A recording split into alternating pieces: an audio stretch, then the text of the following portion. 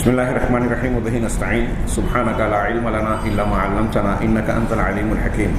الحمد لله رب العالمين والصلاة والسلام على سيد المرسلين وعلى آله وصحبه أجمعين ومن تبعهم بإحسان إلى يوم الدين. أعوذ بالله من الشيطان الرجيم. بسم الله الرحمن الرحيم. إذا جاءك المنافقون قالوا نشهد إنك لرسول الله والله يعلم إنك لرسوله والله يشهد إن المنافقين لكاذبون. وقال تعالی ان المنافقین فی الدرک الاسفل من النار. محترم حاضرین، نواقض ایمان، ہم لوگ عقیدے کے بحث میں ایمان کو توڑ دینے والی اور ایمان کو کمزور کر دینے والی چیزوں کے بیان میں پہلے شرک، پھر کفر اور ان سے متعلقہ امور کو پڑھ رہے تھے. کفر کی بحث اختتام پذیر ہوئی. صاحب کتاب شیخ نورستانی حفظہ اللہ نے آگے، جسے ہم آج دیکھیں گے، نفاق کا تذکرہ کیا ہے. الفصل الثالث کے تحت عنوان قائم کیا ہے النفاق. ایمان کی ضد میں یا ایمان کو توڑنے والی چیزوں میں ایک چیز نفاق ہے. شیخ کہتے ہیں اولاً تعریف النفاق لغتاً. سب سے پہلی بات کہ لغوی اعتبار سے نفاق کا معنی کیا ہوتا ہے.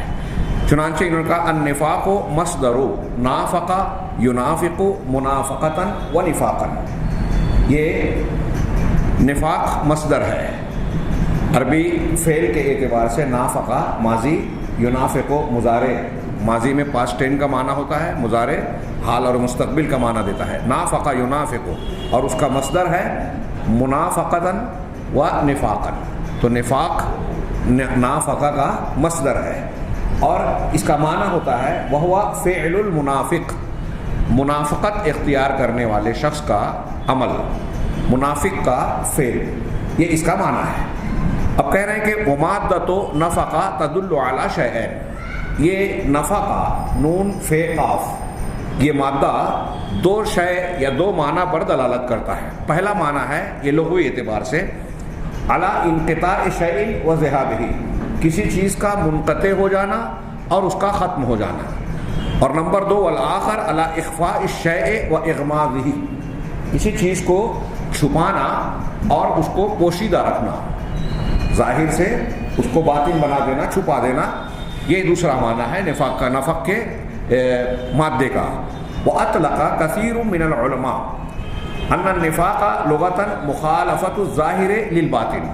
اور بہت سارے علماء نے نفاق کے لفظ کا معنی بیان کرتے ہوئے کہا کہ لغوی اعتبار سے بھی اس کا معنی ہوتا ہے ظاہر کا باطن کے خلاف ہونا. دکھائی دینے میں جو چیز نظر آ رہی ہے اور حقیقت میں جو چیز ہے، دونوں ایک دوسرے کے مخالف ہیں. اسی سے عربی زبان میں ایک لفظ ہے نافقہ، ہاں الف ممدودہ کے ساتھ، عربی والے جانتے ہیں.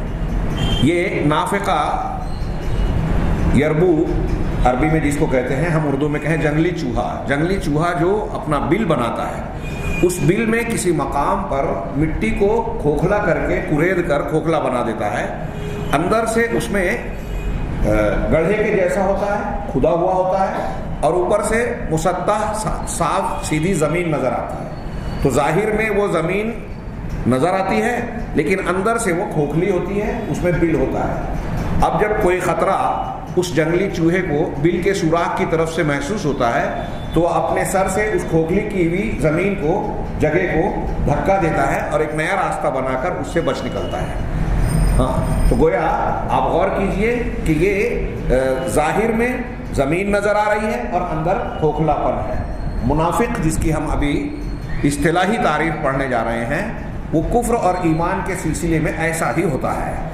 لہذا نمبر دو پر ثانیاً انہوں نے نفاق کی اصطلاحی تعریف، جب ہم اسلامی اعتبار سے منافق یا نفاق کا لفظ استعمال کرتے ہیں تو اس کا کیا معنی ہوتا ہے شریعت کی اصطلاح میں. تو کہہ رہے ہیں کہ النفاق اسم اسلامی لم تعرف العرب بالمعنى المخصوص به، کہ یہ نفاق کا لفظ جو ہے اسلامی نام ہے، یعنی اسلام کا ایک اختیار کیا ہوا لفظ یا اصطلاح ہے جسے عرب اس مخصوص معنی میں پہلے نہیں جانتے تھے، اگرچہ کہ اس کی اصل عربی زبان میں معروف اور موجود تھی. عربی زبان میں یہ لفظ استعمال ہوتا تھا، اس کا ایک معنی یہ لوگ جانتے تھے، لیکن منافق یا نفاق کے لفظ کو قرآن اور حدیث نے، شریعت اسلامیہ نے جس معنی میں استعمال کیا، عرب اس معنی سے پہلے واقف نہیں تھے. گویا یہ اصطلاح شرعی ہوئی جو عربی زبان کے لغوی معنی کی بنیاد کے ساتھ اپنا ایک اصطلاحی معنی رکھتی ہے.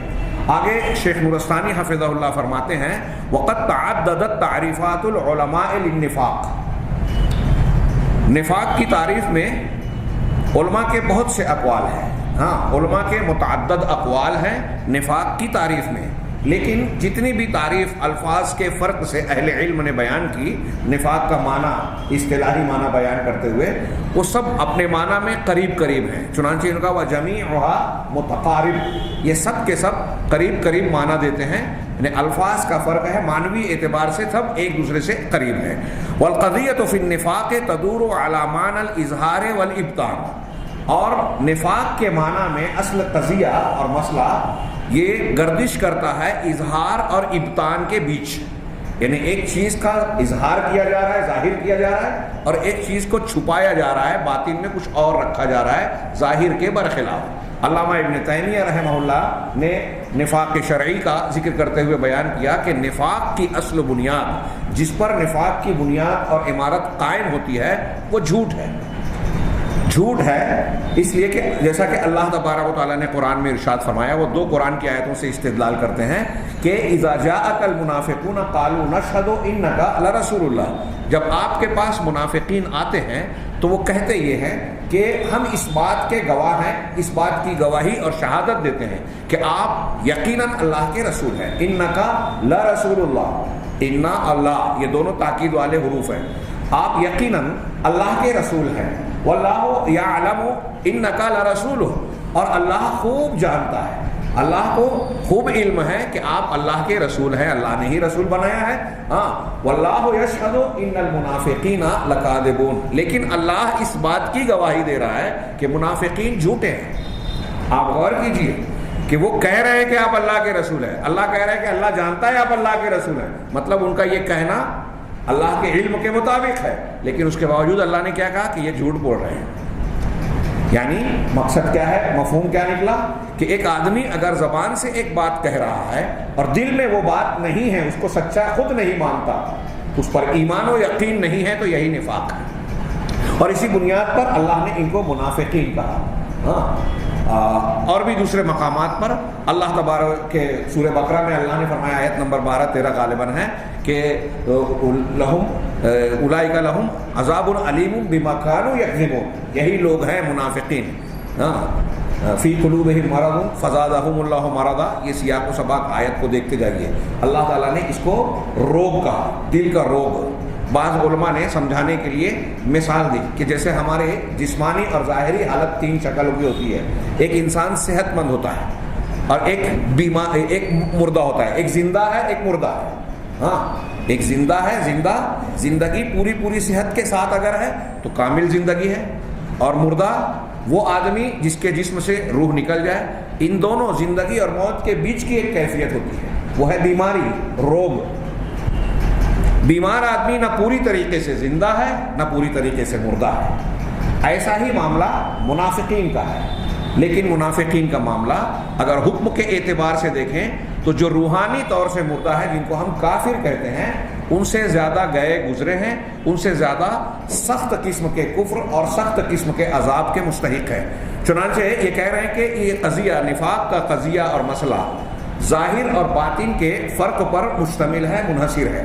وعدم اتفاق المعلن مع المخفی، اور جو اعلان کیا جا رہا ہے، ظاہر کی بجائے یہاں اعلان معلن، جس کا اعلان کیا جا رہا ہے، جس کا اعلان اور اظہار کیا جا رہا ہے، ہاں، وہ مخفی، جس چیز کو چھپایا جا رہا ہے دل میں، اس میں ان دونوں کے درمیان اتفاق اور موافقت کا نہ ہونا.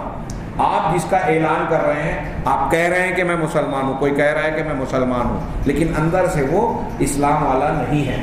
ہاں، تو یہ اعلان کے برخلاف اس کا اخفاء ہے. اب کہہ رہے ہیں آگے وَتَرْتَبِطُ ارتباطًا وثیقًا بالکفر والایمان. یہ نفاق بڑا مضبوط رشتہ رکھتا ہے، ربط رکھتا ہے ایمان سے بھی اور کفر سے بھی. ظاہر میں اس کا تعلق ایمان سے ہے، باطن میں اس کا تعلق کفر سے ہے، دونوں طرف یہ چل رہے ہیں۔ وَيُمْكِنُ إِرْجَاعُ حَاصِلِ عِبَارَاتِ الْعُلَمَاءِ فِي تَعْرِيفِهِ إِلَىٰ أَنَّهُ إِظْهَارُ الْإِيمَانِ وَإِبْطَالُ الْكُفْرِ۔ کہہ رہے ہیں کہ علماء نے نفاق کی تعریف میں جو کچھ باتیں کہی ہے ان کی تمام عبارتوں کا حاصل اگر ہم اختیار کریں تو اس حقیقت کی طرف یہ بات لوٹتی ہے، ایک جملے میں ہم کہہ سکتے ہیں کہ ایمان کا اظہار کرنا اور کفر کو چھپانا۔ ایمان کا اظہار کرنا، کفر کو چھپانا، یعنی ظاہر میں ایک آدمی یہ دعویٰ کرے کہ میں مسلمان ہوں اور باطن میں، دل میں، اندرون میں وہ اس کے برخلاف ہو۔ اب یہ کئی شکلوں سے ہو سکتا ہے۔ ابھی ہم نے کفر اور شرک کی تعریف پڑھی، اللہ اور رسول کو ماننے کا دعویٰ کر رہا ہے لیکن اللہ کے کلام کو یا اللہ کو کا انکار کرتا ہے، دل کے اندر اس کی توحید کو نہیں مانتا، نبی کریم صلی اللہ علیہ وسلم کی شریعت یا آپ کی رسالت کا انکار کرتا ہے دل کے اندر، یا اللہ اور رسول کی تعلیمات کا مذاق اڑاتا ہے دل میں اندر سے، سامنے تو بیان کر رہا ہے، سن رہا ہے لیکن دل میں اس کا رد کرتا ہے، اسے قابل مذاق سمجھتا ہے۔ اسی طریقے سے اللہ اور اس کے رسول کی کسی تعلیم کے تعلق سے ظاہر تو کر رہا ہے کہ میں مسلمان ہوں، اسلام کو پسند کرتا ہوں، لیکن دل میں آپ کی اللہ اور رسول کی تعلیمات کے تعلق سے ناپسندیدگی ہے، ناپسندیدگی ہے۔ کہہ رہے یہ بات قرآن حدیث کی ہماری سمجھ میں نہیں آتی۔ آج کتنے ایسے لوگ ہیں، وراثت کے معاملے میں ان کو لگتا ہے کہ بہن کو یا بھائی کو دیا جا رہا ہے، میرے حصے میں کچھ اس کی وجہ سے کمی ہو رہی ہے، تو دل میں ناگواری چھپاتا ہے اور اس کو جب پالتا ہے اپنے اندر، اگر آیا وسوسے کے طور پر اور جھٹک دیا کہ نہیں اللہ اور رسول نے جو بات کہی ہے میں اس پر ایمان رکھتا ہوں، تو مومن ہے۔ لیکن اگر وہ پال رہا ہے اور یہ دماغ میں بٹھا لیا کہ نہیں اللہ اور رسول کا حکم ظالمانہ ہے، اچھا نہیں ہے، مجھے قبول نہیں ہے۔ آج کل ہمارے ہاں سنتے ہیں کہ اتنے جرأت مند لوگ ہو چکے ہیں، کیسے کیا صاحب ایمان ہے سمجھ میں نہیں آتا کہ اگر ان کو کوئی معاملہ یا قضیے کے فیصلے سنائے جاتے ہیں کہ قرآن و حدیث کا یہ فیصلہ ہے تو وہ صاف کہتے ہیں کہ شریعت وریت کو میں نہیں جانتا، میں نہیں مانتا۔ ایسا کہنا کفر کی بات ہے، ایسا کہنا کفر کی بات ہے۔ عام حالات میں آپ قرآن و حدیث کو مانتے ہیں، اب یہ جس نے کہہ دیا تو اس نے کفر کا اظہار کر دیا، لیکن اگر دل میں یہ بات پال رکھی، چھپا رکھی اور ظاہر میں یہ کہہ رہا ہے کہ میں قرآن حدیث کو مانتا ہوں، جیسے ہمارے یہاں بہت سے لوگ یہ ڈھکوسلا کرتے ہیں کہ قرآن حدیث مان لیں، تو اپنے اعتبار سے سوال بنا کر مفتی صاحب کو پاس بھیجتے ہیں کہ میرے حساب سے جواب ملے اور میں وہی مانوں گا جو میرے حساب سے فیصلہ ہوگا، ورنہ فتوے میں کھود کرید اور بہانے بازی کر کے اس کو رد کرنے کی کوشش کروں گا۔ ایسے اور بھی ہیلے بہانے اختیار کرے آدمی، تو ایسی مختلف شکلیں کفر کی ہو سکتی ہے جو نواقض ایمان کے اندر داخل ہیں، ان میں سے کسی چیز کو اپنے دل میں رکھنا اور ظاہر میں یہ کہنا کہ میں مسلمان ہوں، یہ ہے نفاق۔ شیخ نے کہا کہ یہ تمام علماء کی مختلف تعریفات کا خلاصہ ہے، بہت ہی اختصار کے ساتھ انہوں نے نفاق کی بحث کی۔ حالانکہ قرآن مجید میں نفاق کا تذکرہ اللہ تبارک و تعالیٰ نے کفر کے مقابلے میں قدر تفصیل سے کیا ہے۔ علامہ ابن قیم اور دوسرے علماء نے باقاعدہ الگ سے کتابچے وغیرہ لکھے ہیں اور بیان کیا کہ قرآن مجید میں اللہ تعالیٰ نے اہل ایمان کی، اہل کفر کی جو صفات بیان کی ہے اس سے زیادہ اہل نفاق کی بیان کی ہے۔ کیوں؟ اس کی کئی حکمتیں ہو سکتی ہیں، کچھ ہمیں معلوم ہو سکتی ہیں، کچھ نہیں معلوم۔ اس میں سے ایک بہت واضح یہ ہے کہ نفاق زیادہ خطرناک ہے اور گویا اس میں زیادہ لوگ ملوث ہوتے ہیں، اس کے بارے میں دھوکے میں مبتلا ہوتے ہیں، منافقت اختیار کرنے کے بعد بھی ایسا سمجھتے ہیں کہ ہم مسلمان کے مسلمان ہیں، کفر، شرک اور اللہ اور اس کے رسول کی مخالفت کے راستے پر چل پڑے اور یہ سمجھ رہے ہیں کہ ہمارے ہاتھ سے جنت کا راستہ گیا ہی نہیں۔ سورہ بقرہ کے آغاز ہی میں چند 2-3 آیتوں میں مومنین کے اوصاف ہیں، چند آیتوں میں کافرین کے ہیں اور منافقین کا ان دونوں کے مقابلے میں زیادہ قدر تفصیلی ذکر ہے۔ سورہ توبہ میں سورہ منافقون، ایک پوری سورت منافقون کے نام پر نازل کی اللہ تبارک تعالیٰ، اور بہت ساری صورتوں میں تفصیلی طور سے منافقین کی علامات بیان کی گئی ہیں۔ لہٰذا ایک مسلمان کو بہت ہی چوکنا رہنا چاہیے کہ اگرچہ ظاہر میں ہم کفر سے تو بچ گئے لیکن غیر محسوس طریقے پہ یا شیطان کے فریب اور دھوکے میں آ کر ہم کہیں نفاق کا شکار شکار تو نہیں ہو گئے۔ اللہ تبارک و تعالیٰ نے اسی لیے تفصیل کے ساتھ منافقین کی علامتیں بیان کی کہ ایک بندہ مومن اچھی طریقے سے منافقین کو پہچانے، نفاق کو جانے، نفاق کے اسباب کو جانے، نفاق کے علامات اور صفات کو بھی جانے، اور اپنے آپ کو ان چیزوں سے بچائے تاکہ اس کا ایمان صاف ستھرا اور خالص رہے۔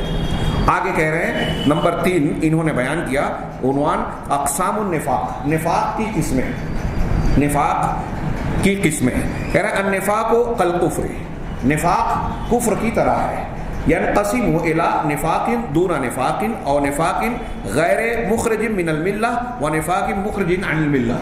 کہہ رہے ہیں کہ نفاق بھی کفر ہی کی طرح ہے، 2 قسموں میں تقسیم ہوتا ہے بنیادی طور سے، اور نفاق کے درجات ہیں، نفاق دون نفاق، جیسے کفر کے بارے میں حضرت ابن عباس رضی اللہ تعالیٰ عنہ اور دوسرے بہت سارے علماء اور صحابہ یا سلف کے اقوال کی روشنی میں ہم نے یہ جانا کہ کفر کے درجات ہوتے ہیں، ایسے ہی نفاق کے درجات ہوتے ہیں، کوئی بہت اونچا نفاق ہے، کوئی اس سے کم تر، کوئی اس سے کم تر، کوئی اس سے کم تر۔ اور ایسے ہی نفاق بنیادی طور سے 2 طرح کا ہے، ایک ملت سے خارج کر دینے والا، یعنی اگر اس نفاق کو انسان اختیار کرے گا تو مسلمان رہ ہی نہیں جائے گا اللہ تعالیٰ کے جناب میں، وہ اسلام سے ایمان سے خارج ہو جائے گا، چاہے وہ زبان سے اپنے آپ کو مسلمان کہہ رہا ہو۔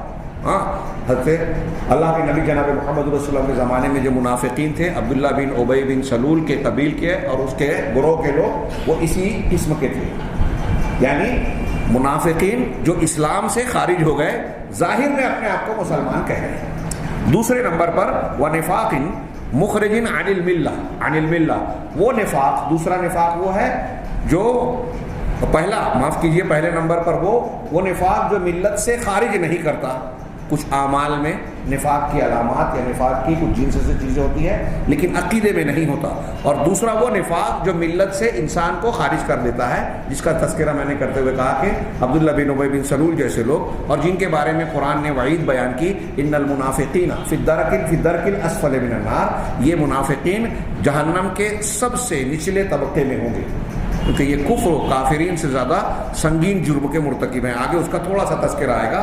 النوع الاول، اب ان دونوں قسموں کا انہوں نے بہت ہی اختصار کے ساتھ ذکر کیا۔ پہلی قسم النفاق الاعتقادی، عقیدے کا نفاق، وہو ما کان من طریق اعتقاد الکفر و ابطانہ، یہ عقیدے کا نفاق، یہ نفاق اکبر، جیسے ہم نے پڑھا تھا نا کفر اکبر، شرک اکبر، ویسے یہ نفاق اکبر ہے، اور جیسے وہ پڑھا شرک اصغر، کفر اصغر، تو ایسے ہی نفاق اصغر وہ ہے جو عقیدے میں نہیں عمل میں ہوتا ہے۔ تو پہلا نفاق جو اسلام سے انسان کو خارج کر دیتا ہے وہ اعتقادی نفاق ہے، یعنی وہ نفاق جو عقیدے کا حصہ بن جائے، عقیدے میں شامل ہو جائے۔ چنانچہ کہہ رہے ہیں کہ یہ کفر کے عقیدہ بنانے اور کفر کو دل میں چھپانے سے عبارت ہے۔ کفر کو آپ عقیدہ بنا لیں یا دل میں چھپائے رکھیں، چاہے اپنے آپ کو اور بظاہر میں مسلمان کہیں، یہ اعتقاد کا نفاق ہوگا۔ وَالتَّلَبُّسْ بِالْإِسْلَامِ وَإِظْهَارِهِ، عقیدے میں کفر ہو، دل میں کفر چھپا ہوا ہو، اور ظاہری لباس اور اظہار اسلام کا کرے، آدمی اپنے آپ کو ظاہر میں مسلمان کہے، اسلام کا لبادہ اوڑھنے کا دعویٰ کرے، مع انہ منسلخ منہ ومکذب بہ، ظاہر میں پیرہن اسلام زیب تن کیا ہوا ہو، پہنے ہوئے ہو، لیکن اسلام سے نکل چکا ہے اور اس کو دل کے اندر جھٹلانے والا ہو، اسلام کو یہ پورا اسلام جھٹلائے یا اس کی کچھ ثابت شدہ تعلیمات کا انکار کرے، اللہ اور رسول کا مذاق اڑائے، شرک اور شرک اکبر، کفر اکبر کی کسی بھی چیز کو دل میں رکھے اور ظاہر میں اپنے آپ کو مسلمان کہے، تو یہ نفاق اعتقادی ہوگا۔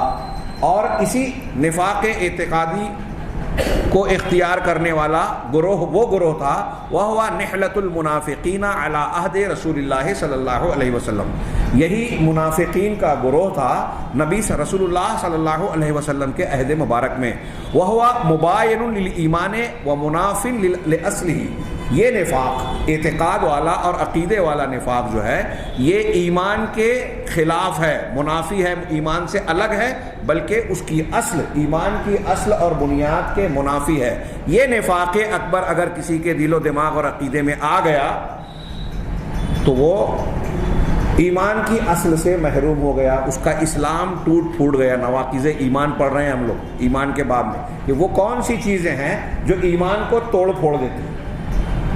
اللہ کے نبی صلی اللہ علیہ وسلم کے عہد میں جو منافقین تھے وہ اسی قبیل کے تھے، عقیدے میں اپنے آپ کو ظاہر میں مسلمان کہتے تھے لیکن اندر سے کافر تھے، اللہ اور اس کے رسول کی دشمنی رکھتے تھے، مخالفت رکھتے تھے، کفر کو چھپائے ہوئے تھے۔ وَيُسَمَّى هَذَا النَّوْعُ بِالنِّفَاقِ الْأَكْبَرِ، اس قسم کو نفاق اکبر کہا جاتا ہے، اس قسم کا نام نفاق اکبر ہے۔ وَصَاحِبُهُ يَكُونُ فِي الدَّرْكِ الْأَسْفَلِ مِنَ النَّارِ، اس کا ارتکاب کرنے والا یعنی جو نفاق اکبر میں مبتلا ہے اگر وہ اسی پر مر گیا بغیر توبہ کیے ہوئے تو وہ جہنم کے سب سے نچلے طبقے میں ہوگا، یعنی کافروں کے، عام کافروں کے طبقے سے بھی نیچے، کیونکہ یہ وہ شخص ہے جس نے اسلام کو جانا، داخل ہوا اور پھر نکل گیا، وہ جنگلی چوہے کی طرح کہ بل کے اندر ایک سوراخ سے داخل ہوا اور دوسرے جگہ سوراخ بنا کے باہر نکل گیا۔ یہ منافق بھی ایسا ہی ہے کہ اسلام میں آیا اور نکل گیا، اسلام کو جان کر اس کی مخالفت کی، اسلام کا دعویٰ کرنے کے بعد اس کی مخالفت کی، اس کا جرم کئی اعتبار سے سنگین اور دوہرا بلکہ 3 اور 4 گنا بڑھ جاتا ہے۔ یہ مسلمانوں کے لیے بھی غلط نمونہ پیش کرتا ہے، دوسروں کے لیے بھی، کہ اسلام کو قبول کر کے کافروں کے پاس جا کے کہتا ہے کہ میں تمہارے ساتھ ہوں، تو گویا کافروں کی تائید کرتا ہے اور اسلام کی تکذیب کرتا ہے، کافروں کے کفر کے سلسلے میں ان کا حوصلہ بڑھاتا ہے، ان کو یہ پیغام دیتا ہے اپنے رویے سے، زبان حال سے، کہ تم کافر ہو، کفر پر ہو، تم صحیح ہو، دیکھو میں مسلمانوں کے بیچ رہتے ہوئے اسلام کا دعویٰ کرتے ہوئے تمہارے دین پر ہوں۔ تو یہ غیر محسوس طریقے پہ ایک مسلمان دین اسلام کی تبلیغ کا، دعوت کا مکلف ہے۔ آپ اور ہم اس بات کے مکلف ہیں کہ اپنی طاقت اور علم کے مطابق دوسروں تک اسلام کی تعلیم پہنچائیں اور اپنی طاقت کے مطابق اسلام کی، توحید کی حقانیت لوگوں کے سامنے بیان کریں۔ لیکن ایک منافق اس کے برخلاف کیا کرتا ہے کہ اسلام کے اندر کیڑے نکالتا ہے اور کافروں کی حوصلہ افزائی اور تعریف کرتا ہے کہ تمہارا دین صحیح ہے، کہ وَإِذَا خَلَوْا إِلَىٰ شَيَاطِينِهِمْ قَالُوا إِنَّا مَعَكُمْ إِنَّمَا نَحْنُ مُسْتَهْزِئُونَ۔ مسلمانوں کے ساتھ رہتے ہیں، اس سے پہلے قرآن نے کہا مسلمانوں کے ساتھ رہتے ہیں تو کہتے ہیں کہ ہم تمہارے ساتھ ہیں، اور جب اب ان کے کفر کے شیاطین یعنی سرداروں کے پاس جاتے ہیں، ان سے خلوت اختیار کرتے ہیں تو کہتے ہیں کہ ہم تمہارے ساتھ ہیں۔ مسلمانوں کے ساتھ تو بس ہم مذاق کے طور پر ہیں، مذاق اڑاتے ہیں ان کا، ان کی ہنسی اڑانے کے لیے ان کا ساتھ دیتے ہیں۔ اب یہاں صاحب کتاب نے اگرچہ تذکرہ نہیں کیا، نفاق اکبر کا اتنا ذکر کر کے نفاق اصغر اور نفاق عملی کا بیان کرنے لگے، لیکن یہاں میں ایک چیز کا تھوڑا سا تذکرہ کرنا چاہوں گا کہ ہمارے یہاں جیسے انہوں نے تذکرہ کیا کہ رسول اللہ صلی اللہ علیہ وسلم کے زمانے میں پائے جانے والے منافقین، عبداللہ ابن ابی بن سلول کا ٹولہ جو تھا وہ منافقین اکبر، نفاق اکبر کے حاملین کا گروہ تھا۔ تو عام طور سے کچھ لوگوں کا یہ تصور بن جاتا ہے کہ یہ ویسے منافقین تو آج نہیں ہیں اور ہمارے گرد و پیش میں نہیں ہیں۔ یہ میرے علم اور میں سمجھتا ہوں ادلہ بہت واضح طور پر ہے، آپ بھی اس کو مانیں گے کہ یہ بات صحیح نہیں ہے، غلط فہمی ہے۔ ہاں یہ الگ بات ہے کہ وہ انداز یا منہج کے اعتبار سے ان کا طریقہ اور آج کے منافقین کے طریقوں میں کچھ فرق ہو، لیکن نتیجے کے اعتبار سے آج بھی اعتقاد کا نفاق اکبر پایا جاتا ہے۔ ایک آدمی مثال کے طور پہ ایک آدمی کہتا ہے کہ میں مسلمان ہوں، قرآن و حدیث اللہ اور رسول کو صلی اللہ علیہ وسلم مانتا ہوں، لیکن صحیح ثابت شدہ حدیثوں کا انکار کرے، قرآن کے کسی حکم کا مذاق اڑائے۔ ابھی ایسے کتنے لوگ ہیں، سلمان رشدی، تسلیمہ نسرین، چلو یہ بہت مشہور ہو گئے، کچھ دنوں پہلے 2 خواتین امینہ ودود اور کون اسرا نعمانی امریکہ کے ایک چرچ میں جمعہ کی نماز پڑھائی، خاتون نے خطبہ دیا، نماز پڑھایا اور کہا کہ یہ قرآن حدیث کی تفسیر مردوں نے کی ہے، عورتوں کے خلاف کی ہے، ہم اسے نہیں مانتے۔ اور پھر انہوں نے اسلام کی تعلیمات میں گویا کہا کہ عورت بھی امام ہو سکتی ہے اور یہ ہو سکتی ہے اور وہ ہو سکتی ہے۔ اب جو ظاہری طور پر دکھائی دے رہا ہے وہ اپنے آپ کو مسلمان کہہ رہے ہیں، لیکن قرآن و حدیث کی تعلیمات کا ایک طریقے سے مذاق اڑا رہے ہیں۔ صف بنا رہے ہیں تو مرد اور عورت ایک صف میں کھڑے ہو رہے ہیں، جو قرآن حدیث کی تعلیمات کے بالکل خلاف ہے اور مذاق اور ٹھٹھا بنانے، دوسروں کو ہنسی کا موقع دینے کے مترادف ہے۔ یہ میں ایک دو مثال دے رہا ہوں۔ انکار حدیث کا کفریہ عقیدہ آج بہت سارے مسلمانوں نے اختیار کر رکھا ہے، جو ظاہر میں مسلمان ہیں۔ اب یہ الگ بات ہے، ابھی کفر کو اور تکفیر معین اور تکفیر مطلق کی بات ذہن میں، ہم کسی خاص کو کافر نہیں کہہ رہے ہیں، کہ ان کے عقیدے میں کیا ہے، ان کو واقعی کوئی اشکال ہے، کوئی شبہ ہے جس کی بنیاد پر وہ کافر اللہ کے یہاں نہیں قرار پائیں گے یا ان کا جرم ہلکا ہوگا، یہ اللہ بہتر جانتا ہے۔ لیکن قضیے اور مسئلے کے اعتبار سے حدیث رسول کا ثابت ہو جانے کے بعد انکار کرنا کوئی اختلاف نہیں ہے کہ یہ کفر ہے۔ علماء دین میں قرآن و حدیث کی روشنی میں یہ کفر ہے۔ قادیانیت ہمارے یہاں پائی جاتی ہے، اس کے بارے میں تو ان کے عقائد کی بنیاد پر لوگوں کو بالکل صاف صاف فتوے علماء کرام کا، ہاں عرب و عجم کے علماء اہل سنت کا اس پر اتفاق ہے، کبار علماء کی لجنات کے فتووں کی مہر تصدیق ہے کہ وہ کافر ہیں، لیکن وہ اپنے آپ کو مسلمان کہتے ہیں۔ اب حکومتوں نے کہہ دیا کہ قادیانی جیسے پاکستان اور دوسرے مقامات پہ یہ اپنے آپ کو مسلمان نہیں کہہ سکتے، اپنے عبادت گاہ کو مسجد نہیں کہہ سکتے، یہ کہہ تو دیا، لیکن وہاں سے باہر جہاں یہ قانون نہیں ہے، ہمارے ہندوستان میں یہ لوگوں کے سامنے اپنے آپ کو مسلمان کہہ کر سامنے آتے ہیں۔ دیہاتوں، گاؤں اور بہت ساری بستیوں اور علاقوں میں آج کی تاریخ میں یہ اپنے آپ کو مسلمان کہہ کے اپنے زہریلے عقائد سادہ مسلمانوں کو سکھا رہے ہیں۔ کئی مقامات پہ اس طرح کی خبریں آتی ہیں کہ وہاں ایک امام، مسجد کا امام ہے، تقریر کرتا ہے، اس کو باہر سے مدد ملتی ہے، وہ وہاں کے لوگوں کی مدد بھی کرتا ہے، بعد میں پتہ چلا کہ وہ قادیانی ہے۔ تو قادیانی ہے، اپنے آپ کو مسلمان کہہ رہا ہے، بہائی ہے، اپنے آپ کو مسلمان کہہ رہا ہے، رافضی شیعہ ہے، ہاں یہاں ہمارے درمیان میں صوفی ہے، تصوف، شبہات کے فتنے میں اس کا تذکرہ آئے گا۔ ابھی پیغام قرآن کے ہمارے جو دروس جاری ہیں یوٹیوب پہ اس کو لوڈ کیا جا رہا ہے، آپ گزشتہ 3-4 دنوں کے ہمارے دروس کو ضرور دیکھیں۔ حلاج ابن عربی، حسین بن منصور حلاج ابن عربی، ابو یزید بستانی، یہ جہاں جتنے حاضر ہیں ان لوگوں کا نام آپ لوگوں نے سنا ہوگا اور ہمارے ماحول میں سنتے ہیں آپ۔ بہت سارے علماء ابن عربی کو شیخ اکبر کہتے ہیں، محی الدین ابن عربی کو شیخ اکبر، اور ہندوستان پاکستان کی جو بڑی بڑی شخصیات ہیں تصوف سے جڑی ہوئی اکثر پیش کر، اور وہ تصوف سے جڑی ہوئی شخصیات جن عقائد کو اپنے بڑوں کو پیر مانتی ہے، شیخ مانتی ہے، ان کے عقائد میں وحدت الوجود اور اتحاد کے عقیدے شامل ہیں۔ اور اس کا سب سے بڑا مبلغ ابن عربی، حسین بن منصور حلاج، جو کہتا تھا انا الحق، ہاں میں نے اس میں ان دروس میں بیان کیا حوالوں کے ساتھ، دکتور ضیاء الرحمن اعظمی کی کتاب اور دوسری کتابوں کے حوالے سے، کہ ہندو مذہب کے ایک اپنشد ہے، ہاں ویدوں کی شرح میں اپنشد، اس میں ایک اپنشد کا نام ہی انہوں نے جو نقل کیا دکتور ضیاء الرحمن نے، اللہ اپنشد، اب وہ سنسکرت میں ہو سکتا ہے اس کا کوئی تلفظ کچھ اور ہو، اللہ اپنشد، یہ اپنشد کا یہ حصہ یا کتاب، اس کے 108 اور 189 کتابیں ہیں اپنشد کی، ہاں 12 اس میں سے ان کے یہاں معتبر مانے جاتی ہیں، اس میں ایک اللہ اپنشد ہے، یہ ان الحق کی حقیقت کو بتاتا ہے۔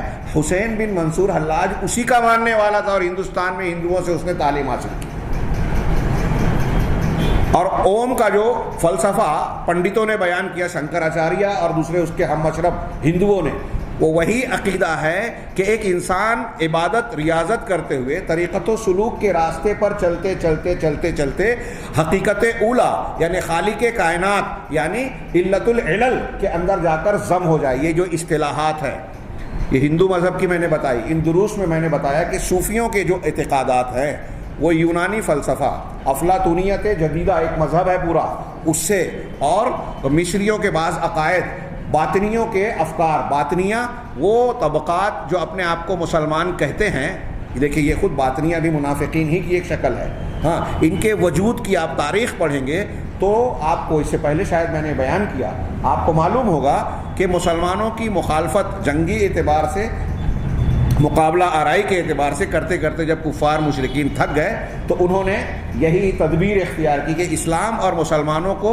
اندر سے نقصان پہنچانے کا، کمزور کرنے کا اصلی طریقہ یہ ہے کہ ان کے اندر گھس کر، دھوکہ دے کر ان کے عقائد کو خراب کیا جائے، ان کی اسلامی تعلیمات کو بگاڑا جائے، اب داخل ہونا ہے تو اثر کیسے ہوگا، لوگ اور عوام کیسے ہماری باتوں کو قبول کریں گے؟ تو اس کے لیے 2-3 بنیادی طریقے اختیار کیے گئے۔ سب سے پہلے یہ دعویٰ کیا گیا کہ قرآن کے ظاہری الفاظ کے کچھ معنی اور مطلب ہوتے ہیں تو اس کے باطنی معنی بھی ہوتے ہیں، اور وہ لوگ جو قرآن کے ظاہری معنی کے پیچھے بھاگتے ہیں وہ سطحی لوگ ہیں، کم علم عوام اور جاہل لوگ ہیں۔ اصل چیز تو اس کا باطنی معنی ہے جو مغز ہے۔ صوفیہ بڑے فخر سے کہتے ہیں کہ ہمارے پاس مغز ہے، اور قال اللہ قال رسول کہنے والوں کے پاس چھلکے ہیں۔ ہاں، ایک صوفی کہتا ہے کہ وقفنا کیا ہے، خذنا فی بحر وقف الانبیاء بساحل نعوذ باللہ من هذه الهفوات والکفریات۔ اس کفر قسم کے عقیدے کو میں بیان کرنے کے لیے نقل کر رہا ہوں، کفریہ بات ہے کہ ہم اس سمندر میں غوطہ لگا رہے ہیں، انبیاء جس کے ساحل پر کھڑے رہ گئے، وہ کنارے کنارے ہیں، ہم غوطہ لگا رہے ہیں، یعنی ہمارا درجہ، ہمارا علم، ہمارا مقام ان سے زیادہ ہے۔ یہ کھلا کفر ہے۔ اس کھلے کفر کو اختیار کرنے والے لوگ، میں نے ان دروس میں بیان کیا، کچھ تعارف کیا، ان کے بعض اقوال کو نقل کیا، اور اس میں بیان کیا کہ علماء اسلام میں سے بہت سارے لوگ جیسے امام ذہبی، ابن حجر اور ایسے بہت سارے علماء اور بڑے بڑے کبار علماء یہ کہتے ہیں کہ یہ جو ابن عربی کی فصوص الحکم ہے، یا حلاج ابن فارس بہت بڑا صوفیہ کا ایک امام، ان کی کتابوں میں جو حفوات اور کفریات بھری ہیں اس کے تعلق سے وہ کہتے ہیں کہ اگر کوئی کہتا ہے کہ اس کتاب میں کفر نہیں ہے تو یہ ماننا چاہیے کہ روئے زمین پر یا دنیا کے اندر کفر ہے ہی نہیں۔ دنیا میں اگر کفر کا وجود ہے تو یہ کتابیں اس سے بھری پڑی ہے۔ اور ان کو ہمارے یہاں بہت سارے علماء کبار عوام کے سامنے بڑے بڑے مشائخ، پیر اور فلاں القاب سے جو ہے شیخ اکبر کہہ کے پکارتے ہیں۔ ایک عام آدمی کو جب آپ نے یہ تعارف کرایا کہ ابن عربی شیخ اکبر ہے، بہت پہنچا ہوا اور ایسا ہے، اب وہ اس کی الٹی سیدھی کتابوں کو، فصوص الحکم اور الفتوحات المکیہ جیسی انتہائی رذیل کتاب جو قرآن حدیث کے بالکل خلاف ہے بلکہ اس کا رد کرتی ہے، وحدت الوجود کے سب سے سنگین قسموں کے کفر کو بیان کرتی ہے، قرآن سے ثابت کرنے کا دعویٰ کرتی ہے، جو غیر مسلموں کے اجنبی افکار پر مشتمل ہے، یونان ہندو مذہب کے حاصل شدہ فلسفوں کا مجموعہ ہے، اس کو بھی تو وہ صحیح سمجھے گا۔ اور یہاں سمجھ رہے ہیں لوگ، ایسا سمجھ رہے ہیں۔ اب ایک تعلیم جو قرآن حدیث کے بالکل برعکس ہے، ابن عربی کی، حلاج کی ہے، حلاج کے اقوال میں جو ہم نے کتاب کے حوالے سے نقل کیا، وہ خود کہتا ہے کہ انا الحق کہنے والا، وہ خود کہتا ہے کہ میں اللہ کے دین کا کفر کرتا ہوں اور مجھ پر کفر واجب ہے، اور اسی پر مر گیا۔ اس دور کے علماء کرام نے با اتفاق اس کو کافر ہونے اور سزائے موت کا فیصلہ سنایا، اور اس وقت کے مسلمان خلیفہ نے اس پر اسے پھانسی کی یا قتل کی سزا دی۔ اب جس شخص کے ایک دور کے علماء اتفاق سے جسے کافر کہہ رہے ہیں، آج ہم کو اس کو ہمارے سامنے اس کو صاحب حق کے طور پر پیش کیا جاتا ہے، کتنی بڑی عجوبہ کاری اور افسوس کی بات ہے۔ اور مسلمانوں کی جہالت کی کتنی بڑی انتہا ہے، عقائد اور اپنے صحیح دین سے ناواقفیت کا ایک معراج ہے یہ، کہ جو کفر کے سرگردہ لوگ ہیں ان کو ہم نے اپنے لیے معتبر، محترم، مقدس شخصیات کا درجہ دے رکھا ہے۔ مسلمان عوام اور جاہلوں میں آج ان کے اقوال زیادہ عام ہیں اہل حق کے مقابلے میں۔ تو یہ حسین بن منصور حلاج کا میں تھوڑا سا تذکرہ کروں اس کے اقوال میں سے، کہ وہ کہتا ہے کفر مجھ پر واجب ہے۔ کیوں واجب ہے؟ وہ مثال دیتا ہے، وہ کہتا ہے فتوا، اگر میں کفر کو چھوڑ کر اسلام قبول کر لوں یا لوٹ آؤں تو یہ مروت، وقار کے خلاف بات ہوگی، شان کے خلاف بات ہوگی۔ عربی میں لفظ فتوا ہے، اس کے کئی معنی لوگوں نے بیان کیے۔ امام کوشیری کہتے ہیں، زیادہ تر لوگوں نے کہا مروت، ہم اپنی زبان میں جیسا کہتے ہیں نا، یہ میری شان کے خلاف ہے، تو کہا شان کے خلاف۔ تو اب اس نے تفصیل بیان کی کہ ابلیس سے اور فرعون سے میں نے مناظرہ کیا، بحث مباحثہ کیا، تو ابلیس نے کہا کہ اگر میں سجدہ کر لیتا آدم کو اللہ کے کہنے پر، جب جس کا میں نے انکار کر دیا تھا، اب بعد میں کر لیتا تو یہ میری شان، میرے وقار کے خلاف ہوتا۔ فرعون نے کہا میں بھی اگر اللہ کے رسول موسیٰ پر ایمان لے آتا تو یہ میری شان کے خلاف ہوتا، فتوہ کے خلاف ہوتا۔ پھر وہ کہتا ہے کہ ابلیس کو جہنم کی دھمکی دی گئی، فرعون کو دریا میں ڈبو دیا گیا لیکن وہ اپنے موقف سے ہٹے نہیں، قائم رہے، کیونکہ یہ شان کے خلاف تھی بات۔ ایسے ہی اگر میں لوٹ کر ایمان کی بات کو قبول کر لوں تو یہ میری شان کے خلاف ہوگا۔ میرا ساتھی اور میرا استاذ فرعون، میرے ساتھی اور میرے استاد فرعون اور ابلیس ہے۔ یہ حسین بن منصور حلاج کے اقوال میں سے کتابوں میں موجود ہے حوالوں کے ساتھ۔ بتائیے یہ ایمان ہے؟ ایسے عقیدے کے رکھنے والے جو اپنے آپ کو مسلمان کہتے ہیں ان کو کس خانے میں رکھیں گے؟ کیا یہ اعتقادی کفر نہیں ہے؟ ہاں، یہ انا الحق کہہ رہا ہے، ابلیس فرعون کو اپنا استاذ کہہ رہا ہے، انبیاء کرام کا رد کر رہا ہے۔ وہ کہہ رہا ہے کہ فرعون ڈوب گیا لیکن مانا نہیں اللہ کو، جب اس کو قرآن نہیں معلوم تھا۔ ڈوبتے ڈوبتے فرعون نے کہا تھا آمنت بالذی آمنت بہ بنو اسرائیل، ہاں، کہ میں اس شخصیت اس ذات پر ایمان لاتا ہوں جس پر بنی اسرائیل نے ایمان لایا، قرآن کہتا ہے۔ اور یہ کہہ رہا ہے کہ ڈوب گیا لیکن ایمان نہیں قبول نہیں کیا، شان کے خلاف کام نہیں کیا۔ یہ شان ہے نہیں، یہ تکبر ہے۔ یہ وہ تکبر جس نے اللہ تعالیٰ کے حکم کو ماننے سے روک دیا اور کفر کا ارتکاب کرنے والا بنا دیا۔ ایسے لوگوں کو ہمارے درمیان، یہ اہل تصوف جو ہمارا سلسلہ چل رہا ہے شبہات کے فتنے، یہ میں نے تھوڑی سی بات جو اہل تصوف کی بیان کی، یہ کچھ باتیں اس میں آئے گی انشاءاللہ، کچھ اور قضیے آئیں گے اور وہاں آپ جانیں گے کہ ایسے کئی کفر ہیں جو کچھ لوگ علم کی بنیاد پر اور زیادہ تر لوگ جہالت کی بنیاد پر اپنے آپ کو مسلمان کہنے کے باوجود اختیار کیے ہوئے ہیں۔ اور یہ جہالت ہو سکتا ہے کہیں عذر بنے کہیں عذر نہ بنے۔ کیوں؟ اس لیے کہ ہم توحید اور ایمان کو نہیں سمجھتے۔ یہ جو دروس کا سلسلہ ہے اسی تناظر میں دیکھیے اور سوچئے کہ یہ کتنا اہم ہے۔ ہم اپنے بچوں کو جنت کے راستے والا راہی بنانا چاہتے ہیں تو یہ عقیدہ اور ایمان سیکھنا اور سکھانا کتنا ضروری ہے۔ ہمارے گرد و پیش میں، ہمارے درمیان میں، چھوڑیے غیر مسلموں کی طرف سے جو سازشیں ہو رہی ہیں، منصوبے اور جال پھیلائے جا رہے ہیں، اس کو چھوڑیے۔ ہمارے درمیان میں اصحاب و جبود استار، یہ جو میں نے کچھ نام لیے، صوفیہ کو لوگ سمجھتے ہیں سیدھے سادے ہیں، تزکیہ اور دین پر عمل کرنے کا کام کرتے ہیں، جھگڑوں لفڑوں میں پڑتے نہیں ہیں۔ جھوٹ ہے، غلط ہے، فریب ہے۔ ان کا باطن انتہائی خطرناک ہے۔ یہ ہمیشہ روافض اور شیعوں کے اور اسلام دشمن طاقتوں کے اعلی کار رہے ہیں۔ میں نے باطنیہ کا جو تعارف کرایا کہ قرآن کا ظاہر کے ساتھ باطن ہے، اور ساتھ ہی ساتھ انہوں نے یہ طے کیا کہ ایک عام مسلمان ہماری بات کو قبول اس وقت کرے گا جب ہم اس کے سامنے یہ کہیں کہ جو بات ہم قرآن کے معنی اور مطلب کو بیان کرتے ہوئے کہہ رہے ہیں وہ اہل بیت کے کسی امام نے کہی ہے۔ اہل بیت کے تعلق سے مسلمانوں میں ایک تعظیم پائی جاتی ہے، عزت و عقیدت پائی جاتی ہے، لہٰذا اس کو کیش کیا جائے کہ جب اہل بیت کے حوالے سے ہم کوئی بات کہیں گے تو کوئی بھی مسلمان اسے رد نہیں کرے گا۔ چنانچہ آپ دیکھیں کہ یہ روافض شیعوں کے جتنے گروہ ہیں، باطنیہ کے جتنے طبقات ہیں، باطنیہ میں کرامتہ ہیں، نصیریہ ہیں، دروز ہیں، ہو سکتا ہے ان میں سے بعض کا نام آپ نے نہ سنا ہو۔ ہاں، یہ کرامتہ وہ جنہوں نے فاطمی حکومت قائم کی تھی، کعبہ میں حملہ کیا تھا، کعبہ کے اندر طواف کرنے والے زائرین کا قتل عام کیا، خون بہایا اور حجر اسود کو وہاں سے اکھاڑ لائے اور 20 سال کم و بیش 20 سال اپنے پاس مصر میں رکھا۔ یہ نصیریہ، کرامتہ، غالی شیعہ، اسلام اور مسلمانوں کے شدید دشمن، بغض و عناد ہے۔ یہ جو آج داعش اور فلاں میں نام لیا جاتا ہے، میڈیا میں نہیں آتا، لیکن حقیقت میں ایسے ہی لوگ مسلمان نام والے اس میں ہیں۔ وہ سلفی نہیں ہیں، قرآن حدیث کو ماننے والے نہیں ہیں، بلکہ مسلمانوں کے دشمن جو اسلام کا نام لیتے ہیں۔ روافض، دروز، صفوی، ایرانی، یہ لوگ زیادہ نظر آئیں گے آپ کو۔ ترکی تصوف کا علم بردار، ایران شیعیت صفویت کا جو ہے نمائندہ، اور ہمارے یہاں تحریکی حضرات انہی دونوں کی تائید کرتے ہیں۔ اور جو توحید والے صحیح منہج کے حاملین سعودی عرب، سلفی یا دنیا کے وہ لوگ جو خالص عقیدے اور دین کی تبلیغ ترویج کرتے ہیں، دفاع کرتے ہیں، ان کے خلاف یہ لوگ محاذ کھڑا کر کے رکھتے ہیں۔ عقیدے کا نہ صحیح، ان کی جہالت ان کو بھی ایک قسم کے نفاق میں مبتلا کر رکھی ہے۔ میں بہت اہم اور بہت بڑی بات کہہ رہا ہوں، اسے سمجھنے کی کوشش کیجیے۔ ہاں، کسی کی مخالفت میں نہیں، دین اور دین کے تقاضے اور اس کی امانت داری کے تقاضے کو سمجھتے ہوئے یہ بات میں بیان کر رہا ہوں۔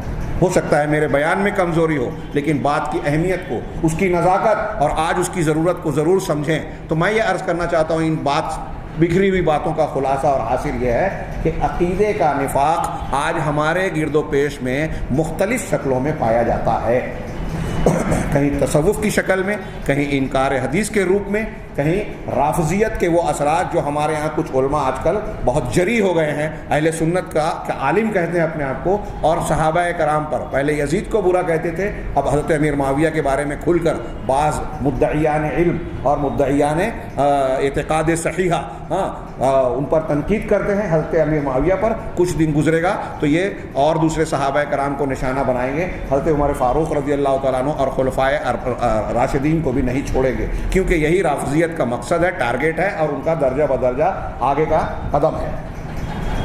کیا یہ نفاق نہیں ہے؟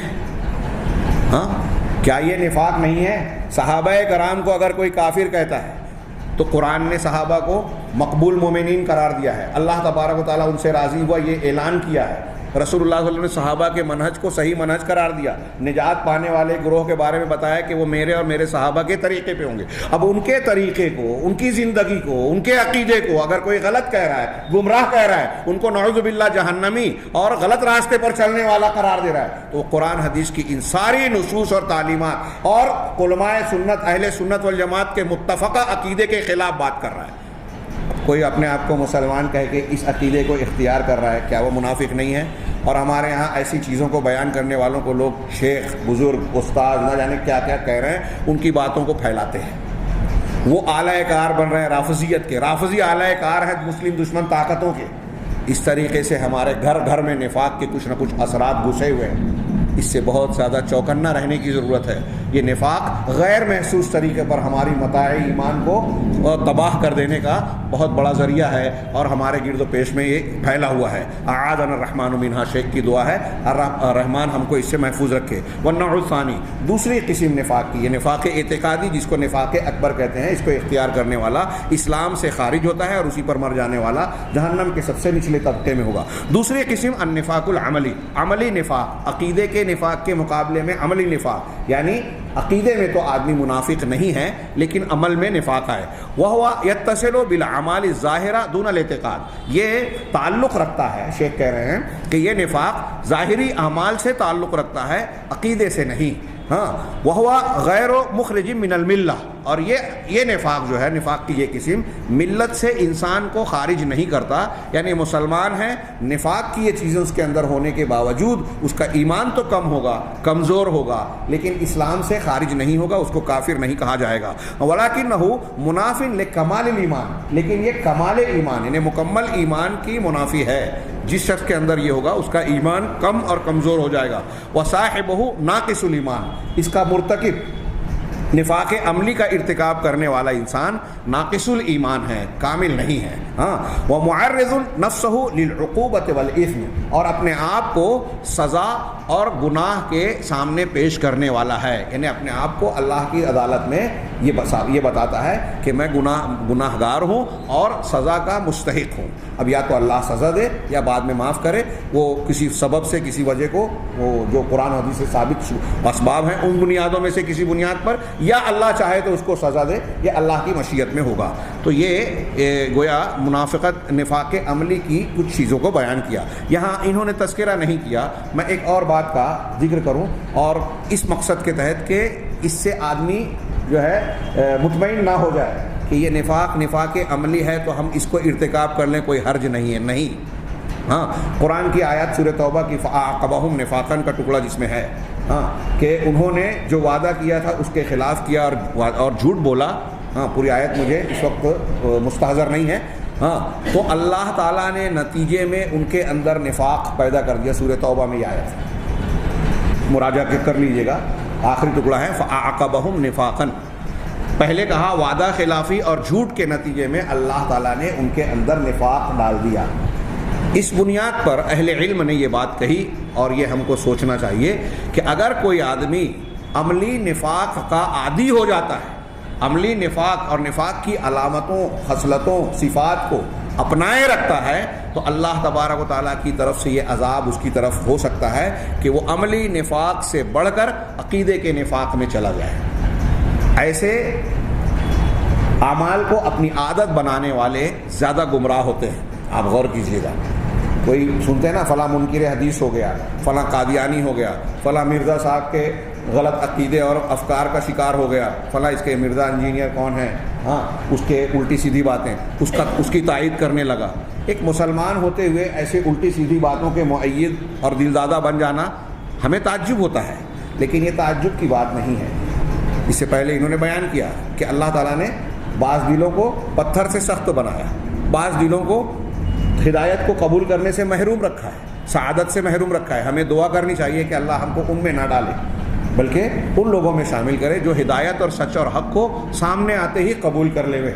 تو بہرحال یہ کچھ ایسے لوگ بھی ہیں جو عملی نفاق کے جب عادی ہو جاتے ہیں تو بتدریج ان کا دل جو ہے سیاہ سخت ہوتا جاتا ہے، اور جیسا کہ آپ نے حدیث کا وہ مضمون سنا ہوگا کہ آدمی ایک گناہ کرتا ہے تو اس کے دل پر سیاہ نقطہ پڑتا ہے، توبہ کر لیا تو صاف ہو گیا، نہیں کیا تو وہ نقطہ قائم رہتا ہے، پھر گناہ پر گناہ، گناہ پر گناہ کرتا جاتا ہے، اس کی سیاہی کالا پن بڑھتا جاتا ہے یہاں تک کہ پورا دل کالا اور سیاہ ہو جاتا ہے، اور اللہ تبارک و تعالیٰ اس پر مہر لگا دیتا ہے۔ یہ بات بیان کرنے کے بعد جناب محمد رسول اللہ صلی اللہ علیہ وسلم نے سورہ مطففین کی آیت بھی پڑھی، کلا بل رأنا علی قلوبہم، اللہ تبارک و تعالیٰ نے ان کے دلوں پر رین، زنگ یا مہر لگا دی۔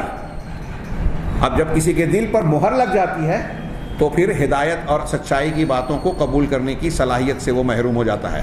ایسے کئی اعمال ہیں کہ اعمال کے نتیجے میں اللہ کے رسول نے بتایا صلی اللہ علیہ وسلم کہ بالآخر اللہ تعالیٰ اس کے دل کو جو ہے بند کر دیتا ہے۔ جیسے کوئی شخص جانتے بوجھتے کوئی مسلمان 3 جمعہ چھوڑے تو اللہ تعالیٰ اس کے دل پر مہر لگا دیتا ہے، آپ نے پڑھا ہوگا۔ ایسی اور بھی کئی چیزیں ہیں۔ تو آگے میں یہ عرض کرنا چاہتا تھا، یہ تھوڑی سی تفصیل ہو گئی کہ نفاق اصغر میں اگر آدمی بہت زیادہ آگے بڑھا تو اس کے نتیجے میں نفاق اکبر میں مبتلا ہو سکتا ہے۔ جیسے شرک اصغر دروازہ بنتا ہے شرک اکبر کا، کفر اصغر ذریعہ بنتا ہے کبھی کبھار بسا اوقات کفر اکبر میں داخل ہونے کا۔ وقد ذکر العلماء ان ما ورد فی حدیث ابو ہریرہ، علماء نے یہ بیان کیا ہے کہ حضرت ابو ہریرہ رضی اللہ تعالی عنہ کی حدیث میں جو یہ بات وارد ہوئی ہے نبی صلی اللہ علیہ وسلم سے، حضرت ابو ہریرہ جو روایت کرتے ہیں انہ قال کہ آپ نے فرمایا آیت المنافق ثلاث، منافق کی علامتیں 3 ہیں۔ اذا حدث کذب، کہ جب بات کرے تو جھوٹ بولے۔ جھوٹ اس کی بنیاد ہے، علامہ ابن تیمیہ نے قرآن سے استدلال کیا، قرآن حدیث کہتی ہیں، اور پہلی علامت یہی بیان کی یہ عملی نفاق کی، بات کرے تو جھوٹ بولے۔ مومن جھوٹ نہیں بولتا، نبی کریم صلی اللہ علیہ وسلم اور کوئی نبی جھوٹ نہیں بولتا، لیکن آج کل ہمارے گرد و پیش میں کتنے مسلمان، ہم میں سے کون ہیں، ہاں سارے کے سارے ہم اسلام کا دعویٰ کرنے والے۔ یہ علامت ٹٹولے اپنے اندر ہے یا نہیں ہے؟ منافق کی ایک علامت کہ جب جھوٹ وہ بات کرے تو جھوٹ بولے، وَإِذَا وَعَدَ أَخْلَفَ، اور وعدہ کرے تو وعدہ خلافی کرے، وَإِذَا اؤْتُمِنَ خَانَ، ہم ان چیزوں کو بہت معمولی سمجھتے ہیں، وعدہ کر دیا، ہاں میں فلاں وقت آؤں گا، کسی سے وعدہ عہد و پیمان کر لیا اور اس کے بعد اس کو غیر ضروری ناقابل تو بھول گئے، نہیں کیا، یاد بھی ہے تو ارے میرا یہ کام نکل گیا۔ ہم وعدے کی اہمیت سمجھتے ہی نہیں کہ یہ ایمان کی ذمہ داری ہے، ایمان کا تقاضا ہے کہ وعدہ کیا ہے تو پورا کریں، اور نہیں کرتے ہیں تو نفاق کی علامت ہے۔ کیا یہ چھوٹی بات ہے؟ اگر کوئی آدمی اللہ کا ڈر، آخرت کے حساب کا عقیدہ رکھتا ہے تو یہ اس کے نزدیک چھوٹی بات نہیں ہو سکتی۔ یہی وجہ ہے کہ جو سچے پکے مسلمان ماضی کے حال کے بھی گزرے ہیں اور ہیں، وہ ان چیزوں کی اہمیت جانتے ہیں اور اس کی قیمت کو ادا کرتے ہیں، اس کا لحاظ کرتے ہیں۔ وَإِذَا اؤْتُمِنَ خَانَ، اور جب اس کو امانت دی جائے تو وہ خیانت کرے۔ منافق کی ایک خصلت یہ ہے کہ امانت میں خیانت کرتا ہے۔ اب ایک امانت جس کا عام معنی ہم سمجھتے ہیں وہ یہ ہے کہ کوئی کسی نے کوئی چیز ودیت کر کے ہمارے پاس رکھی کہ یہ سامان میرا رکھو، ہم نے رکھا اور پھر اس کو جو کا تو لوٹایا جائے وقت مقررہ پر یا جب وہ طلب کرے، یہ ایک اس کا امانت کا عمومی معنی ہے۔ اور دوسرا معنی کہ ہر وہ چیز جو کسی اور کا حق اور اس کا راز یا کوئی ایسی چیز ہے جو آپ کے پاس ہے، ہاں، اور اس کے سلسلے میں آپ کوئی ایسی حرکت کرتے ہیں جس سے اس کے حق تلفی ہوتی ہے تو ایسا کرنا امانت میں خیانت ہے۔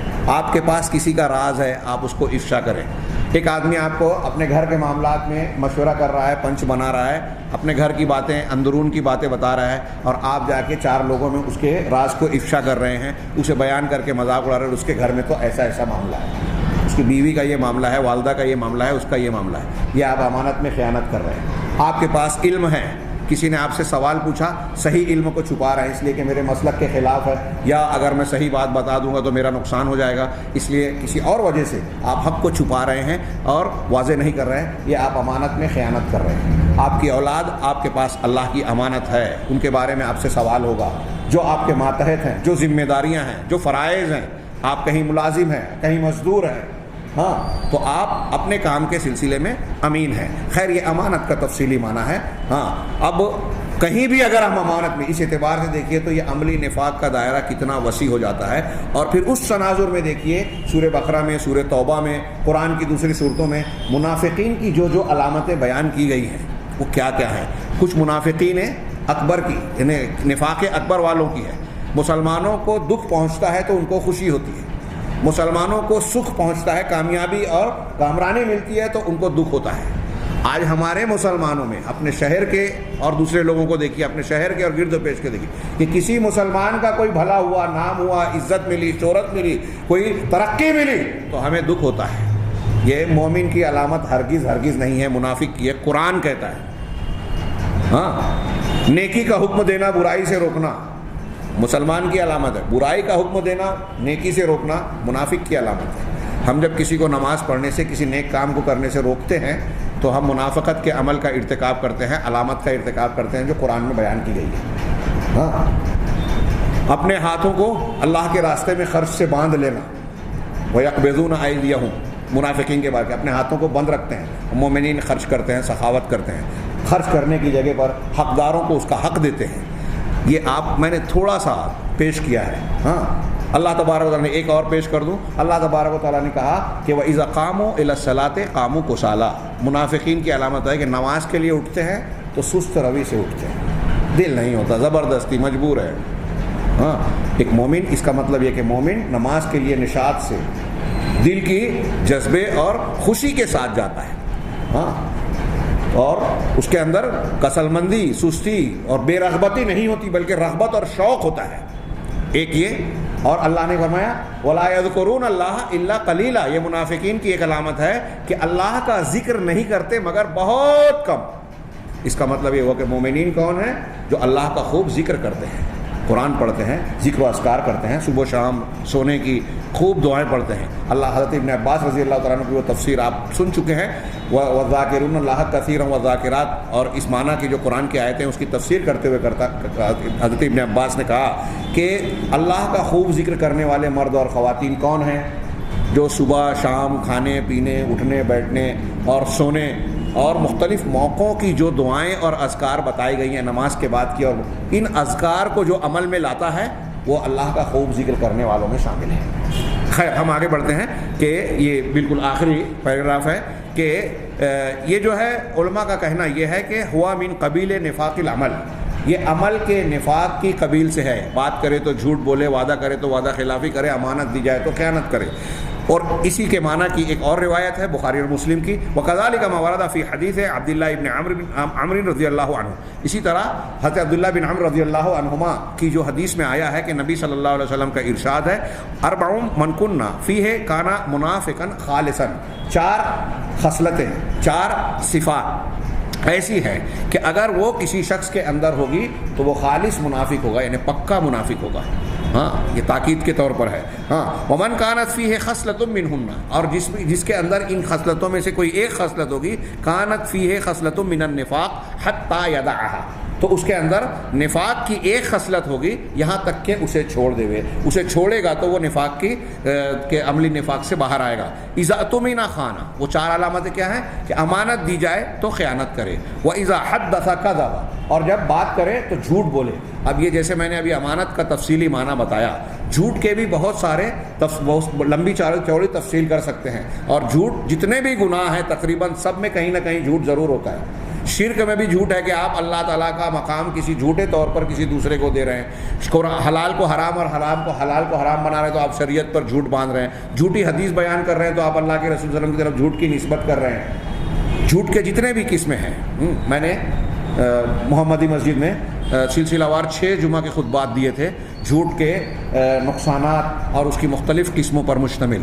ہاں تو آپ اندازہ لگا سکتے ہیں کہ یہ مضمون کتنا پھیل سکتا ہے۔ تو جھوٹ بولنا، بیان کرنا، یعنی یہ درجات ہیں۔ حدیث، جھوٹی حدیث، آج ہمارے یہاں بہت سارے لوگ دیندار بنتے ہیں، جھوٹی حدیث بیان کر رہے ہیں، جھوٹا فتویٰ اور حکم بیان کر دیتے ہیں۔ انہیں اللہ سے ڈرنا چاہیے، یہ منافق کی علامت ہے کہ بات کرے تو جھوٹ بولے۔ وَإِذَا عَاهَدَ غَدَرَ، اور جب عہد و پیمان کرے تو غدر کرے، یعنی غداری مطلب عہد شکنی کرے، عہد کی مخالفت کرے، اسے وفا نہ کرے۔ وَإِذَا خَاصَمَ فَجَرَ، اب یہ عہد بھی بہت، یا ایھا الذین آمنوا اوفوا بالعقود، عہد و پیمان کی تفصیل پڑھیں گے تو اللہ سے ہمارا ایک معاہدہ ہے لا الہ الا اللہ ہم نے کہا، رسول سے ایک معاہدہ ہے محمد رسول اللہ کہا، ہمارے بیوی بچے والدین رشتہ دار پڑوسی ان سب سے ہم کچھ شریعت کے کچھ عہد و پیمان میں بدھے ہوئے ہیں، یہ بھی بڑا وسیع معنی رکھتا ہے۔ وَإِذَا خَاصَمَ فَجَرَ، اور جب جھگڑا کرے تو فسق و فجور کرے۔ اس کا صرف یہی مطلب نہیں ہوتا کہ آپ کی کسی سے جو ہے انبن ہو جائے تو آپ گالی گلوچ زبان سے دیں، نہیں، بلکہ آپ بد اخلاقی کا جو بھی طریقہ اختیار کرتے ہیں کسی کی مخالفت میں۔ آج ہمارے ہاں سوشل میڈیا پر ایک آدمی سے میں ناراض ہوں، اس کو بدنام کرنا چاہتا ہوں تو اس کی چھپی ہوئی غلطیاں یا جو اس نے غلطیاں نہیں بھی کی ہے اس کو غیر محسوس طریقے پر میڈیا پر ڈالتا ہوں، لوگوں میں بیان کرتا ہوں۔ آج کل ہمارے ہاں جمہوری طریقہ ہے نا، اسلام کم جمہوریت پہ زیادہ لوگ عمل کرتے ہیں۔ ہاں، وہ کون جو قرآن و حدیث کو ماننے کا دعویٰ کرتے ہیں، یہی ہے منافقت، آپ کا حق، آپ کا دعویٰ اور آپ کا عمل ایک دوسرے کے خلاف ہو۔ تو اللہ کے رسول صلی اللہ علیہ وسلم فرما رہے ہیں، اور یہ جو میں تشریح کر رہا ہوں یہ علماء نے کی ہے، میں نہیں کر رہا ہوں صرف، کہ جب جھگڑا ہو، مخالفت ہو، کسی سے دشمنی ہو تو فجرا، فسق و فجور کرے، زبان سے گالی گلوچ کرنا بھی فجور ہے، اور حرکتیں جو غلط حرکتیں کرنا، کسی پر آپ جھوٹا الزام لگا رہے ہو، کسی کو بدنام کر رہے ہو، کسی کی غیبت کر رہے ہو، کسی کے تعلق سے کوئی اور چال چل رہے ہو، یہ سب فجور کے معنی میں داخل ہے۔ آج ان منافقت کے یہ جو 4 علامتیں بیان کی اللہ کے رسول نے، اور یہ 4 ایک اپنے معنی میں ایک کتاب ہے، ہاں، تو ان 4 چیزوں کا جائزہ لیجئے تو ہمارے مسلمانوں میں مومنین کی صفات سے زیادہ یہ منافقین کی صفات زیادہ نظر آئے گی۔ اللہ تعالی ہماری اصلاح فرمائے۔ آخر میں یہ کہتے ہیں وَقَوْلُهُ فِي الْحَدِيثِ، یہ نفاق عملی کی مثالیں دی انہوں نے، اور پھر اس پر تبصرہ کرتے ہوئے کہا وَقَوْلُهُ صلی اللہ علیہ وسلم فی الحدیث، اس حدیث میں رسول اللہ صلی اللہ علیہ وسلم کا یہ جو فرمان ہے کانا منافقا خالصا، جس کا ترجمہ ہم نے کیا کہ وہ خالص منافق ہوگا، پکا منافق ہوگا، تو اس کی وضاحت کر رہے ہیں اس کا معنی کیا ہے۔ اے شدید الشبہ بالمنافقین بسبب هذه الخصال، یعنی ان خصلتوں کی وجہ سے وہ منافقین کے ساتھ انتہائی سخت مشابہت رکھتا ہے، شدید مشابہت رکھتا ہے، وہ اعتقادی منافقین کی طرح نہیں ہو جائے گا۔ یہ وضاحت کرنے کا مقصد یہ ہے۔ قال بعض العلماء، بعض علماء کا کہنا ہے هذا فی من كانت هذه الخصال غالبة علیہ، یہ بات جو حدیث میں بیان کی گئی ہے کہ یہ چیزیں منافقین کی علامت ہے، یہ ان لوگوں کے بارے میں ہے جن پر یہ خصلتیں یا ان میں سے کوئی خصلت غالب ہو، یعنی اس کی عادت ہو، زیادہ تر وہ ان کا ارتکاب کرے۔ ہاں، فاما ما يندر ذلك منه، رہا وہ شخص جس کے طرف سے یہ کبھی کبھار پیش آ جائے، یعنی کبھی زبان سے جھوٹ سرزد ہو گیا، کبھی جو ہے اس نے وعدہ خلافی کر بیٹھا، یعنی کبھی کبھار اگر اس قسم کی غلطیاں ہو جا رہی ہیں فلیس داخلا فی، تو وہ اس وعید میں داخل نہیں ہے۔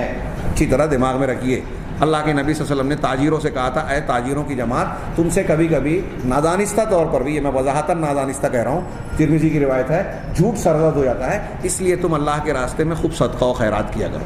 تم سے جو دانستہ نادانستہ یہ جھوٹ سرزد ہو جاتا ہے نا، ہاں، بیچنے وچنے میں، گراہک سے بات کرتے میں، تو یہ اس کا کفارہ ہو جاتا ہے۔ ایک آدمی منصوبہ بنا کر سوچ سمجھ کر بولے وہ الگ ہے، کبھی کبھار سرزد ہو جاتا ہے، کسی موقع محل میں ایک مسلمان بھی کچھ باتیں زبان سے ایسی نکال بیٹھتا ہے جو جھوٹ ہوتی ہے، یا کوئی ایسی حرکت ہو جاتی ہے جو وعدہ خلافی پر مبنی ہوتی ہے، تو کبھی کبھار اگر کسی سے ہو رہا ہے تو کہہ رہے ہیں کہ یہ اس میں داخل نہیں ہے۔ فہذا هو المختار فی معنی الحدیث، یہی بات حدیث کے معنی کے سلسلے میں پسندیدہ اور مختار ہے۔ علماء تحقیق کا کہنا ہے کہ یہی معنی زیادہ بہتر، راجح اور صحیح ہے۔ یہ نفاق سے متعلق بعض معروضات ہیں۔ میں اپنی گفتگو کو ختم کرنے سے پہلے یہاں میرے سامنے کئی مضمون تھے، ان سب کو چھوڑ کر میں نفاق کی قسمیں، اس کا حکم اور اس کے اور کفر کے درمیان فرق، اور اس کو زندیقیت بھی کہا جاتا ہے، اس کا فرق، ان سب بحثوں کو نہ کرتے ہوئے صرف 1-2 قول سلف کا پیش کر دوں اس سلسلے میں، کہ حضرت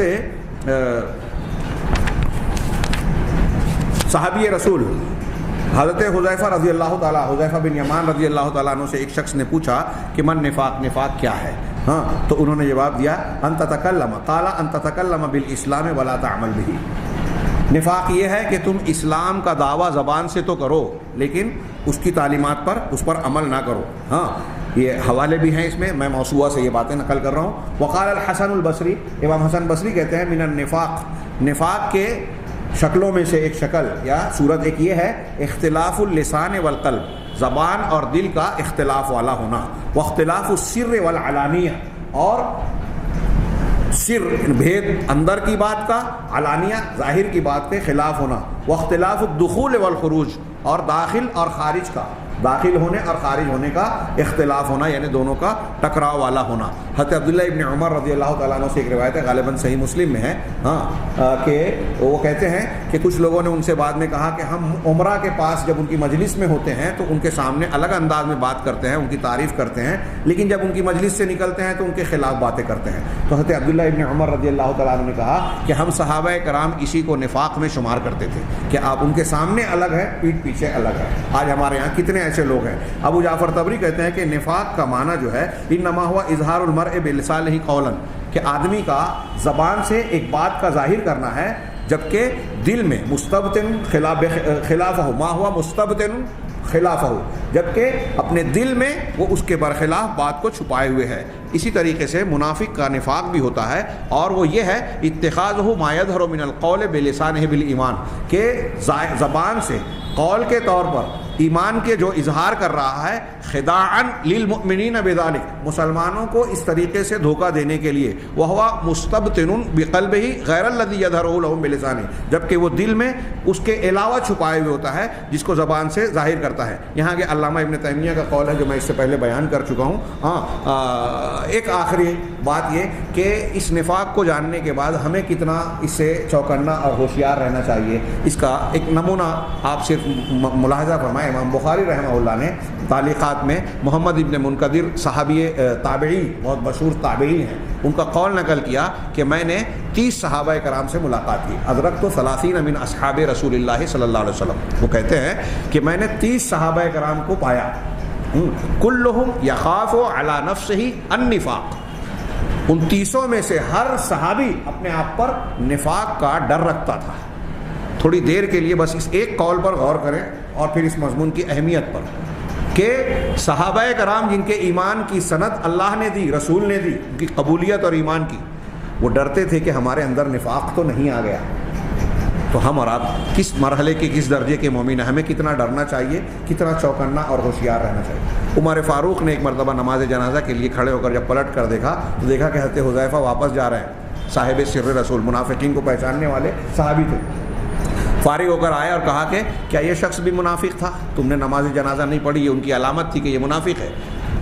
تو عمر فاروق جیسا شخص کہتا ہے جن کو جنت کی بشارتیں ملی، جن کے مقامات سے ہم واقف ہیں، وہ اس امت کے ملہمین میں شمار ہے زبان رسالت کے مطابق۔ وہ کہتے ہیں کہ حذیفہ یہ بتاؤ، صحیح بات بتاؤ کہ کیا اللہ کے رسول صلی اللہ علیہ وسلم نے مجھے بھی تو منافقین میں شمار نہیں کیا؟